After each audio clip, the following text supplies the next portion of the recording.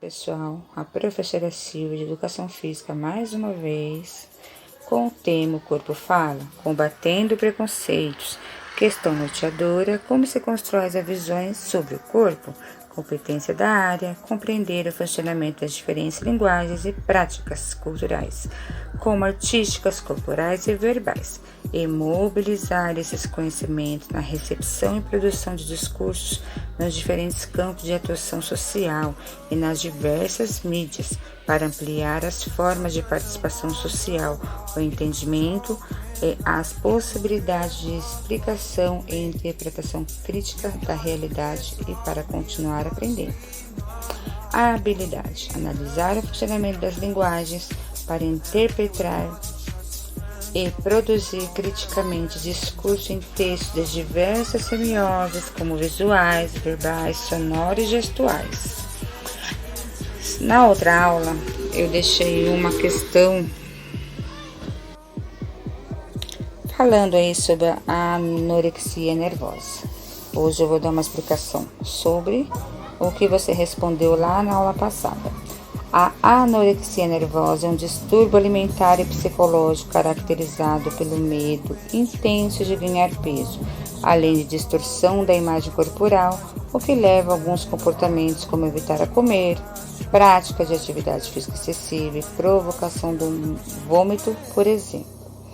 Na maioria das vezes, a anorexia é difícil de identificar, não só por quem tem o distúrbio, já que apenas consegue enxergar o seu corpo de forma errada, mas também pelos familiares e amigos que só começam a desconfiar de anorexia quando a pessoa começa a mostrar sinais físicos de magreza extrema.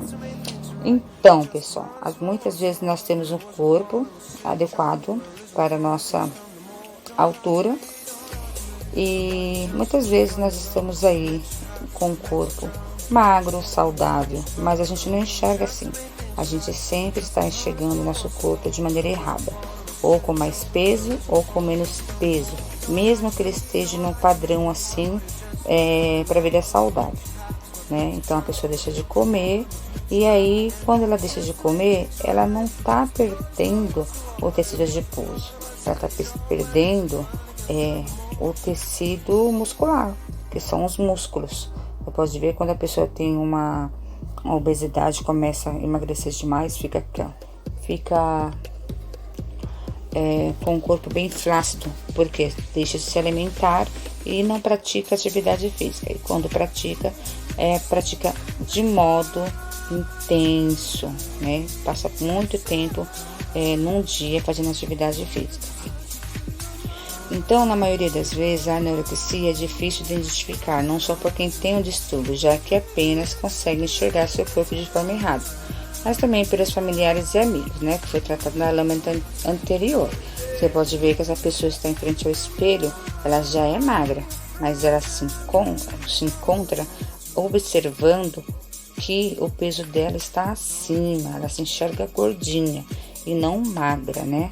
A visão dela é bem diferente de uma visão de uma pessoa assim, vamos dizer, sem essa patologia.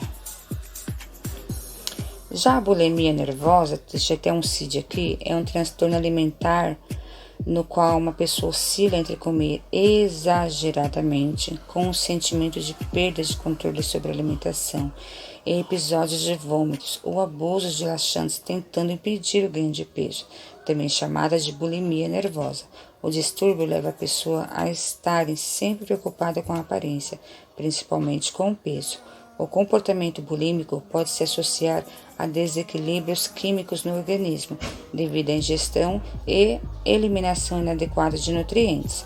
Além disso, eventualmente ele pode estar vinculado ao uso de anfetaminas e outros estimulantes em tentativas de controle do comportamento alimentar. Aqui, galera, é uma atividade do caderno do aluno, ok? Na estação 1, leitura do texto. As mídias, jornais, revista, televisão, cinema, outdoors e internet são as principais responsáveis pela difusão de modelos de beleza em nossa sociedade. O ideal de beleza feminino é associado à juventude, pele e olhos claros, magreza, corpo cheio de curvas, etc.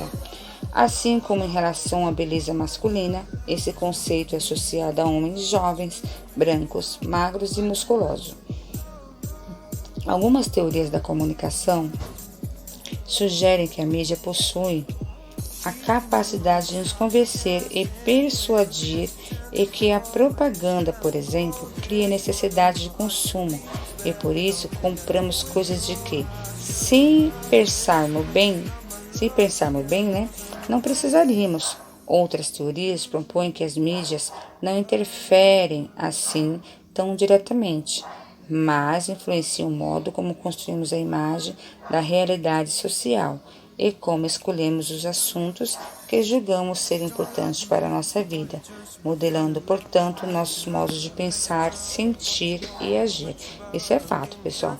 Quando a gente vai ver aí propaganda, né, marketing, as influencers, padrão de beleza, o corpo magro, a gente vê que realmente acaba que transmitindo para a gente uma imagem que a gente também precisa. E não é só em questão corporal, não. Em roupas, calçados, produtos cosméticos, né, que a gente fala. De qualquer modo, há consenso de que a mídia exerce influência decisiva no âmbito da cultura do movimento ao propor entendimentos do que são e para que serve o esporte, a ginástica, a dança, etc. E fazer isso não de modo neutro ou balizadas apenas por critérios técnicos ou científicos, mas de modo interessado, para vender além de si mesmos produtos e serviços. Por isso, as mídias não só divulgam os esportes e a ginástica, mas são agentes que participam decisivamente no processo de transformação dessas práticas e na constituição de novas formas de consumo. Por sua vez, a ginástica, em seus vários tipos e formas, é associada à busca desse ideal. Basta prestar atenção em revistas voltadas ao público adolescente e jovem, em especial ao feminino, à venda em qualquer banca de jornal, e constatar o que apenas sugerem ou mesmo o que prometem explicitamente. Emagrecimento em conjugação com dietas, cosméticos e cirurgias, acompanhado de definição e hipertrofia muscular. A hipertrofia muscular é o aumento de massa magra, galera. Nota-se ainda a tendência de indicar a ginástica aeróbica, a caminhada e a corrida com o objetivo de perder calorias e, portanto, emagrecer. E a ginástica localizada é a musculação para definição e hipertrofia muscular. Para as mulheres, enfatizam-se os exercícios para glúteos e coxas, e para os homens, braços e peitoral. Olha só. Então, galera, vou deixar a tarefa aqui para você. Após a leitura do texto, a anorexia nervosa, responda a questão. A anorexia nervosa é um distúrbio alimentar e psicológico caracterizado pelo medo intenso de ganhar peso?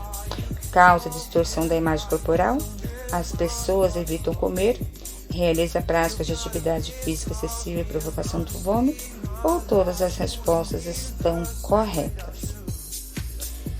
Aqui eu vou deixar uma tarefinha também para vocês pesquisarem em sites de buscas e imagens de capas de revista feminina e masculina ao longo das épocas dos anos 60, 70, 80, 90 e assim por diante, até a atualidade. Ou seja, vocês vão fazer uma linha do tempo no caderno de vocês e vão observar e analisar a mudança nos padrões corporais e vão responder.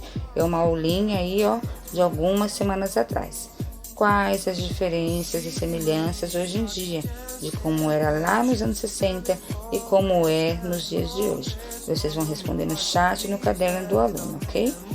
Vale lembrar que na linha do tempo, após a pesquisa realizada e colocada no caderno de vocês e no chat, nós vamos voltar a falar sobre a influência das mídias com padrão de beleza corporal, ok? Ótima aula, galera.